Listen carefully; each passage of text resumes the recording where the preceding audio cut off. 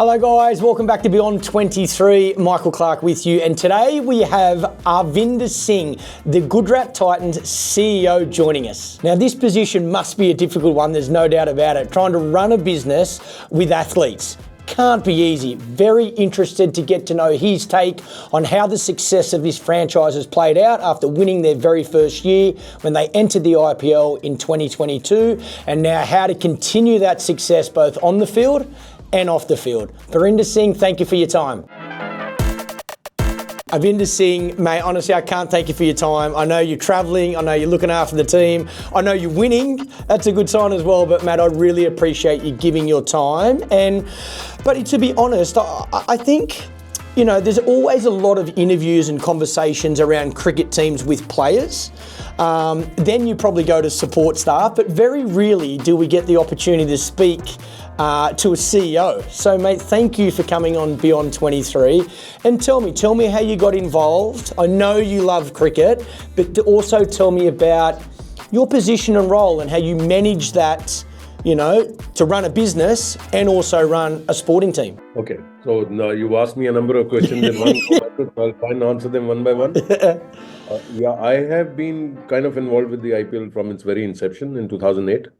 So in my earlier avatar, I was with Punjab Kings, earlier Kings 11 Punjab for a number of years. And ever since I've been involved with cricket primarily, and it was in 22 itself when, Gujarat Titans was formed that I joined Gujarat Titans. Yeah. And I've been here ever since. So it's been a journey with cricket ever since IPL started, really speaking. Yes, coming to my role, you said it rightly, in the sense that I look at more of the non-cricket kind of stuff of Gujarat Titans. Yep.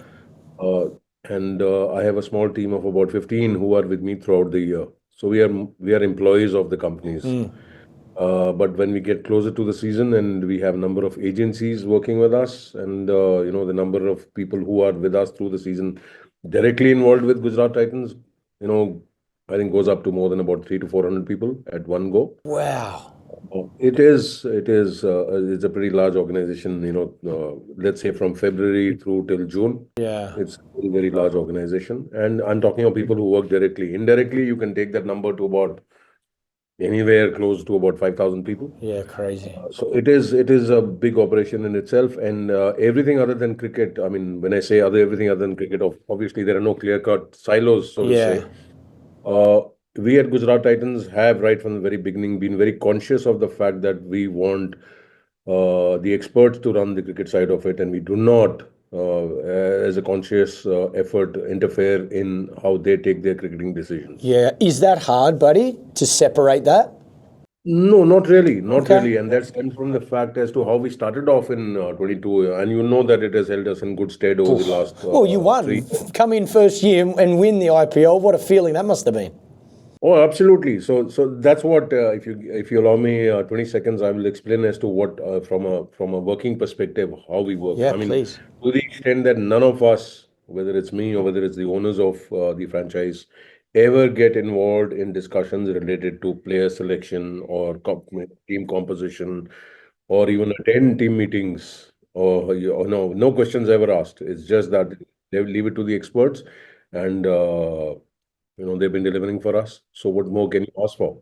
So we are very conscious of the fact that as a franchise, we allow the experts to do what they're best at, and anything that is done outside of that, from an operational perspective or marketing or digital or logistics or stadium operations or legal or anything else, finance, everything else, me and my team kind of take care of. Obviously, we are mindful of the fact as to what is going on on the cricketing side, but there's no interference whatsoever from our end or from the ownership end. Very different then with Gujarat compared to, I know a lot of other franchises that don't work like that. The ownership, the owners, the CEO are heavily involved. So yeah, amazing that, I think the way Gujarat is running that system is very similar to what I experienced with the Australian cricket team.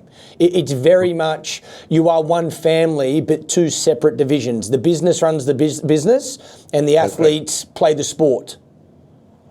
Absolutely, you hit the nail on the head. That's exactly how we function, and we have no reason not to do so or continue to do so because I mean the results are there for everybody to see.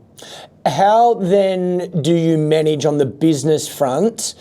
You got a lot of players coming from different areas, even in regards to Indian players, and then at internationals coming from different countries.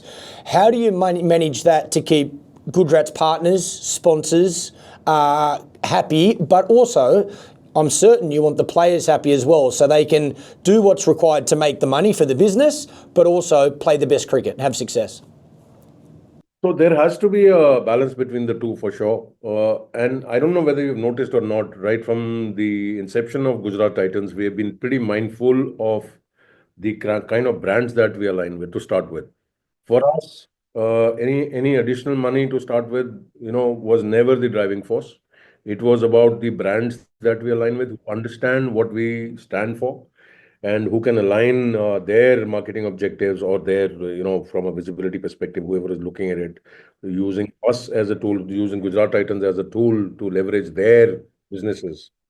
So it has to be, in consonance with each other. It has to be understood, that it's not just something that we don't just offer them a wish list in terms of, okay, you can do this, you can use X player, you can shoot with Y player, you can do a TVC, you can, use my imagery and all. No, we don't function like that. So we sit with them and we try and align our marketing objectives with theirs and see if there is synergy in that. Yeah, And if it okay. works, then we like to work together. Why am I specifically stating this, Michael? Is you got to understand that if you look at the jersey that we wear today, it's today also. Yeah. It's you'll find that 7 of my 10 sponsors have been with us from the first year itself. Yeah, amazing. I think that speaks volumes of the kind of understanding that we share with each other and the objectives that we have with each other. From a business perspective, I mean, if you want me to share with you, we have been growing pretty steadily. Yeah. I mean, I'd say faster than what we expected, Yeah. what we had set out to. Yeah. Uh, uh, so we are very, very fortunate that from a business perspective, also in consonance again with with the cricketing side, that both parts have been growing pretty well. So I mean, touch wood, there's nothing more that GT can ask for at this stage as where we stand today. On that, talk to me about, because you've been involved from the start, the investment from the owners when the IPL started. So to buy a team, that investment, I'm assuming, didn't make any money for a period of time. Now comes to a place where the business is making money. That investment and that journey, just that alone, must have been, a risk that not many people would have seen where the IPL sits now. Maybe Lalit Modi. He might have been the only one on the planet that thought the IPL was going to be where it sits today. So, that loyalty with brands, as you've just mentioned there, must be, so defining and something that is, extremely important. Absolutely. Look, in the first year when IPL started in 2008, nothing like that had ever happened in India. Nobody believed that in sport, especially, suddenly here comes a property that, kind of redefines the way sport is looked at in India, and especially even cricket is looked at. Cricket was always a very popular sport in India, but from a commercial perspective, This was from a different. monetary perspective, Yeah. it had not yet been monetized to the extent that the IPL started doing it. Yeah. What was I a think team it worth, was Arvinder? What was it back then, 2008? What could you buy a team for? 100 million? Yeah, I will tell you. I will tell you. I was Yeah. coming to that. I will come to that. And the team that I was handling for a number of years, the franchise that I was handling for a number of years, was bought for $76 million, right? And I can tell you that there were two more teams which were even cheaper than this at that point of time. But I will not use that as a Yeah. benchmark for the simple reason that there was nothing like that had ever happened. So Yeah. these figures were like out of the world kind of figures at that point of time. Yeah, of course. And when Gujarat Titans was bought, uh, you can multiply that 76 million by just about 10 times Wow. in a time period of less than 15 years. Wow. That is the kind of numbers that you are looking at. Gujarat Titans itself was bought for about 750. So that's about 10 times what another team US bought it. dollars. I'm talking of US dollars. Yeah. And the value of the US dollar was about 50% of what it is now Yeah. in Indian rupees. So you can imagine how IPL has grown over these past 17 years. In your opinion, because it's interesting because you saw it from day one. Has it still got the potential to, if we look 10 years from now, can this, from a business perspective, can this continue to grow? And is there the right amount of teams now in the IPL, or do you think there's room? Because there's certainly enough talent in India. Is there room for more teams? See, you got to look at it from two perspectives. One is, of course, the window that is available for the IPL itself. Yep. This couple of months window that is available at this point of time, if you're going to add teams, I don't think that's going to work. Yeah, okay. So even when you had 8 teams and you had the similar window, you were still playing 74 games. Yeah. Right. Yep. No, when we started off in 2022, sorry, with the addition of the two teams, it went from 60 to 74. Yep. Now next year, it's expected that maybe it'll go up to 84, and then the year after may go up to 94 games. Still with 10 teams? Within the same teams, 10 teams. If you play them twice as a league, as what was happening earlier with the 8 teams. So that takes me back to the point of what you asked, whether there are more teams in the pipeline. I don't think so at this point of time. Okay. Because if you have to play a proper league with 10 teams, that takes you to 94 games from the current 74 with the 10 teams that are playing. Wow. So whether that window is available to add additional teams and then take it beyond 94 games is anybody's guess at this point of time. So I would not like to hazard a guess whether more teams are going to get added. Yeah, okay. But from a business perspective, to say whether the growth is going to be there or not, of course the growth is going to be there. You know how cricket is in this part of the world. Not only in this part of the world, as a cricketing property, IPL has, I think, transcended anything else that happens in cricket, in all honesty. So I agree. Crazy. From a growth perspective, there's no doubt that it continues to grow. What the manner of that growth is and what the percentage of that growth is something that only time can tell. But growth is definitely on the cards. What about around the world for the rest of the year? Because at the moment you're seeing franchises by teams in South Africa, in the Caribbean, in the UAE, wherever it is. And I've no doubt if the BBL in Australia was for sale, there would be a number of these owners that would like to, buy those. And I think, again, I think the development of T20 cricket is domestic based. I love domestic T20 cricket. Apart from a T20 World Cup, I don't see any point internationally. I think there's so much brilliant cricket around the world. Play it domestically and just have a T20 World Cup. That's my personal opinion. Is there a day where, and is it too far away, where Gujarat Titans or any other franchise are buying a player or signing a player on a 12-month contract and they are playing in 5 tournaments for you around the world in the 12 months of the year with their contract, rather than playing international cricket? They sign a Gujarat Titans contract and then they get released from Gujarat, like the EPL, to then go and play some cricket for their country. No, fair point, but I think we are still way off from that happening. Okay. That's my personal opinion, because let's face it, and I'm sure you will vouch for that even in today's world, I think the biggest honor is to represent your country. Yeah, I agree. To start with. So I definitely don't see, that's again, like I said, it's my personal opinion, but I don't see that happening, at least in the foreseeable future, that, no, it's only T20 leagues and then T20 World Cup and nothing else. I think, no, cricket's been around for a very, very long time. So to say that, Test cricket or the other forms of cricket are going to die, I don't think so. I think Test cricket has become even more interesting since the advent of T20. I agree. It was dying a slow death, for want of a better word. Yep. Only from a perspective of results not happening. Yep. But now you have results happening. You have exciting results. I mean, you look at the last series, the border-gavaskar trophy that happened in Australia. Look at it. People still talk about it. Yeah, the crowds in Australia were phenomenal. Absolutely. So I think it's got to do more with the quality of cricket. And when you talk about whether you have players playing for a particular franchise which then owns teams in various other leagues, again, I don't think so. That's going to happen pretty soon. Okay. I don't see that happening. Right. You see a mushrooming of a number of leagues around the world. How many of them are going to go the distance is anybody's guess at this point of time, I guess. So since Gujarat Titans, we don't own any other team. Yep. We've not even invested in any other team, in any other league. So whether that's helped those franchises or not, I think it'll be best. This question is best addressed to them. Yeah. We really don't have any Ambition to immediate do it. plans to go about trying to acquire teams in or franchises in other competitions. Okay. Tell me about the auction. Do you like the process? Every 3 years, only allowed to retain a few players. Is 3 years long enough, not long enough to keep your team together to have the most amount of success? I know I think the system is very fair for every franchise, but personally, do you like the way it's set up and structured at the moment? Look, there are always going to be a number of schools of thought towards this, but this is more or less a time-tested formula that IPL and BCCI have adopted, and successfully so. It's been pretty successful.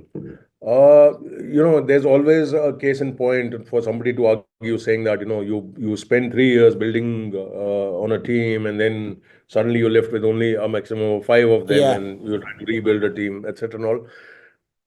But again, if you look at it from the other side what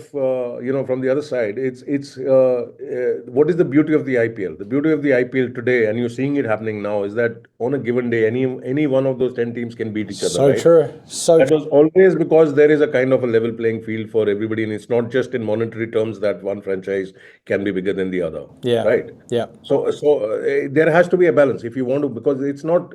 Let's say let me take an example. It's not like the EPL, which runs 10 months in a year, and you have a number of clubs in each team playing almost 50 games, 45 to 50 games. Yeah. IPL is just that 2 months, each franchise playing 14 games. So that intense competition that you are looking for, in my personal opinion, I don't think that anything needs to change at this point of time. It's working.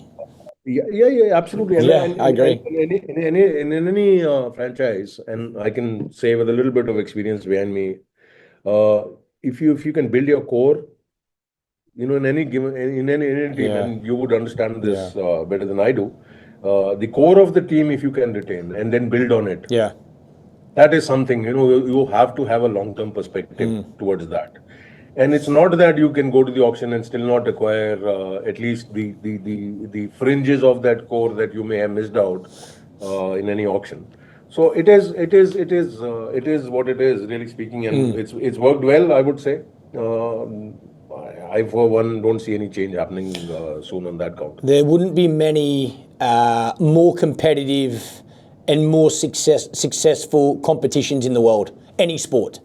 Yeah. It's definitely working. There's no doubt about it. Tell me about That's the that. reason why Sorry. I'm saying what I'm saying. Yeah, That's the reason. spot on. See, there are two things that work here. A is the competition, because nobody can say that a franchise is definitely going to beat the other Yeah, one no because way. they are not what It's they are. true. You see it happen every year. Yeah. And second is the quality of cricket that happens on the ground because of that competition. Yeah. The quality you have to bring your A game, every day to the ground if you want to be successful. So and it was still easier when there were 8 teams to qualify. 4 out of 8 teams had a 50% Yeah. chance. Now you are 10 teams. 4 out of 10, yeah.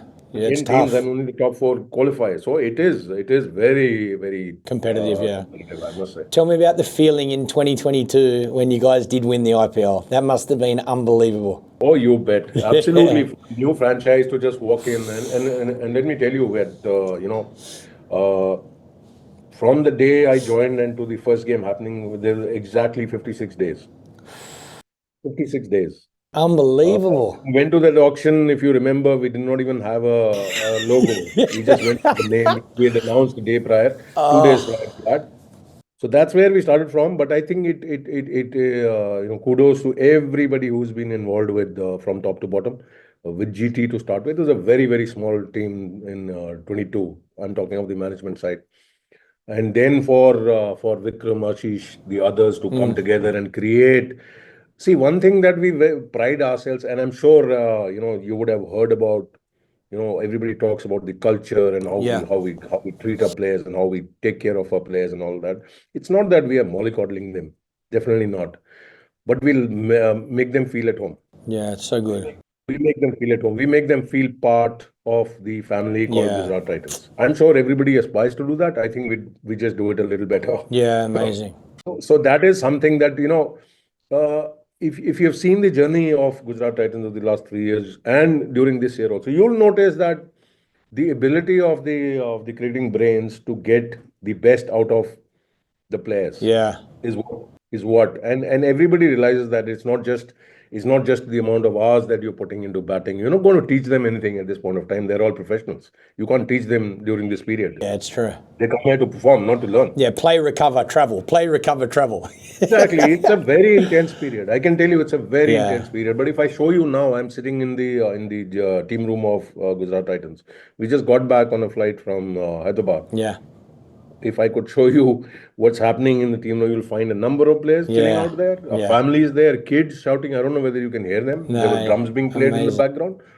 So it is an environment that we like to create, and a happy environment that we like to create for everybody who's involved with GT.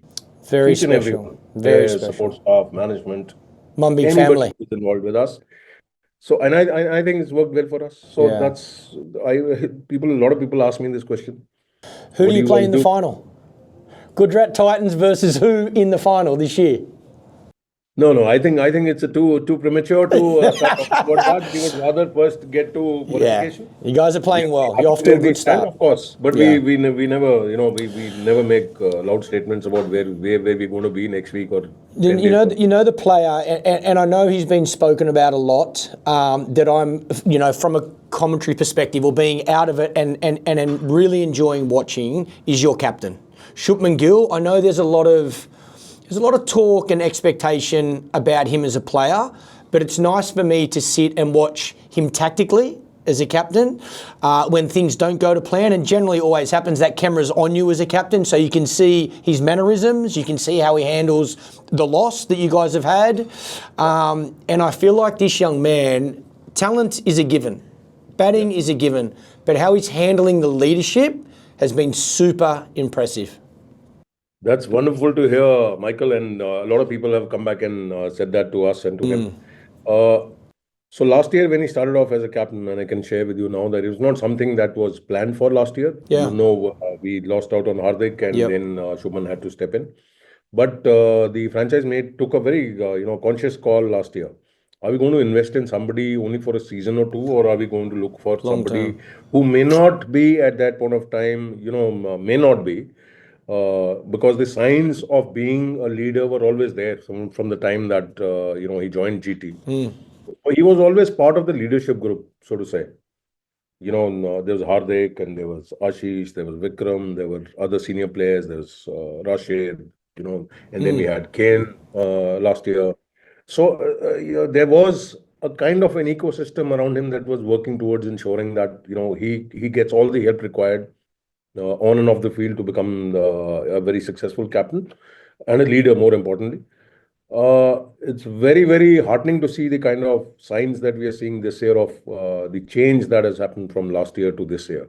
I think it has also got a lot to do with the fact that even at the Indian team level, where he was already the vice captain of the Indian team.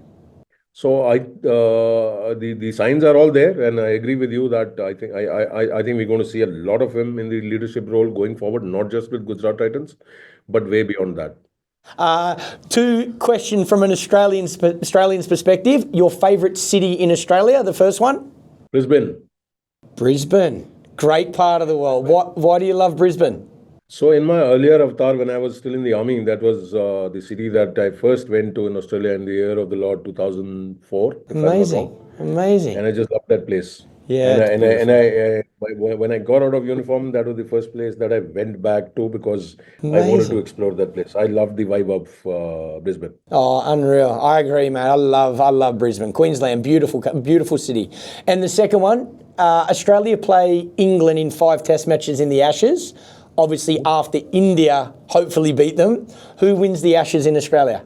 I would be rooting for the Australians. I Love to see the Australians beat the British, especially in Australia. Love it. Thank you, buddy. That's a good series. Everybody looks forward towards that series. Unreal, mate. Honestly, I can't thank you enough for your time. I wish all the Gujarat Titans all the best. You're off to an absolute flying start. Like you say, it's a long season, but I've no doubt you'll be in those playoffs and hopefully you'll be holding that championship IPL title once again, buddy. Thank you for your time.